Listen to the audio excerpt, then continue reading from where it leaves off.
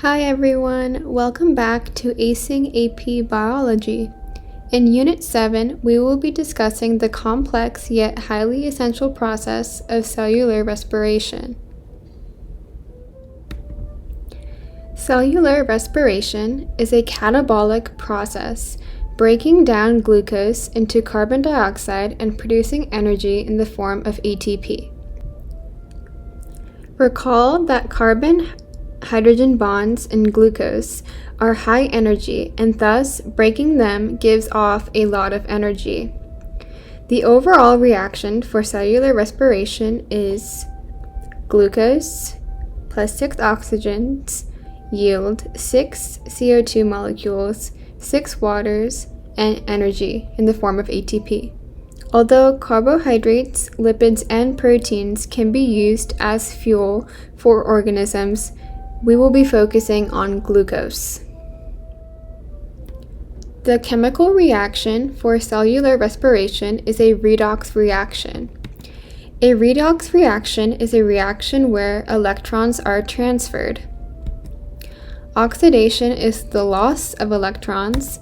Reduction is the gain of electrons. Remember the acronym OIL-RIG.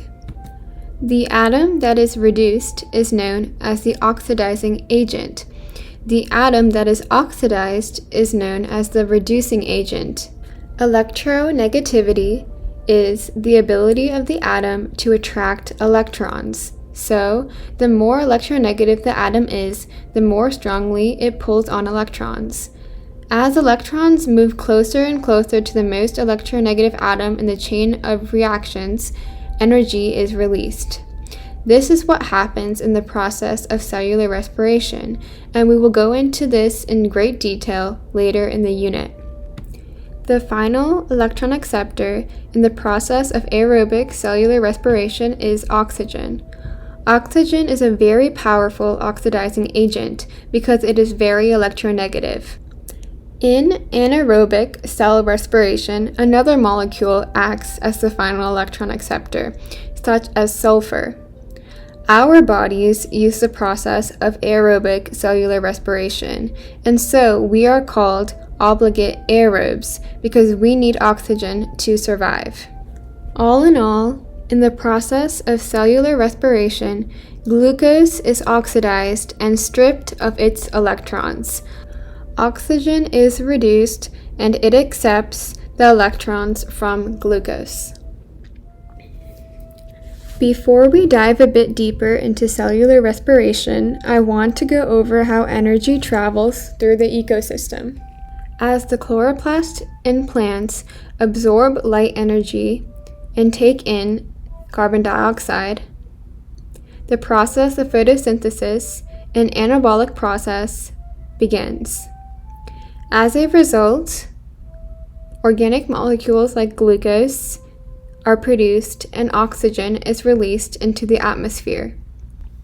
When herbivores consume the plant, they take in the glucose the plant produced.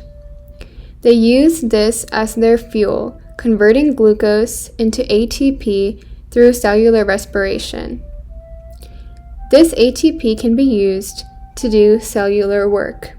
Since cellular respiration is catabolic, energy is released as heat. CO2 and water are produced as well, now available for photosynthesis. So earlier we talked about how the electrons fall from glucose to oxygen in a series of steps. These series of steps make up the electron transport chain. Think of it like a flight of stairs. Electrons lose potential energy as they move down the stairs towards the oxygen, which is the most electronegative molecule in the chain. Since each step of the electron transport chain carries a more electronegative molecule, energy is released in each step as the electrons lose potential energy. The energy that is released is used to create a proton motive force, which powers the production of ATP. We will discuss this in great detail later in the unit. The electron transport chain exists in the inner mitochondrial membrane and is made up of different electron carrier molecules. These molecules accept electrons from high-energy coenzymes, which carry the electrons stripped from the glucose. So what are coenzymes? Coenzymes are non-protein molecules that help enzymes function. NAD+ and FAD are two types of coenzymes involved with cellular respiration. They are both derivatives of vitamin B. NAD+ and FAD carry electrons that were stripped from glucose to the electron transport chain. NAD+ picks up 2 electrons and 1 proton, becoming NADH. FAD picks up 2 electrons and 2 protons, becoming FADH2. To end our lesson, let's look at an overview of the stages of cellular respiration. The first stage is known as glycolysis, which occurs in the cytosol. In the process of glycolysis, glucose is converted to pyruvate. ATP is produced through substrate-level phosphorylation, or SLP, which means that the ATP is produced without an electron transport chain. The electrons that are stripped off of glucose in this stage are picked up by NADH and are carried to the electron transport chain to be used in the final stage of cellular respiration.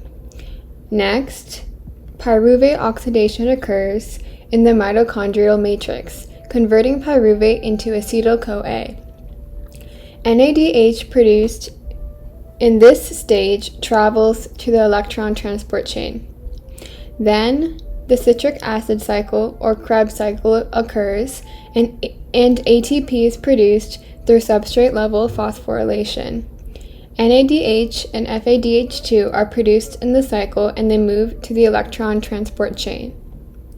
Finally, oxidative phosphorylation takes place in the inner mitochondrial membrane, with the electron transport chain and chemiosmosis.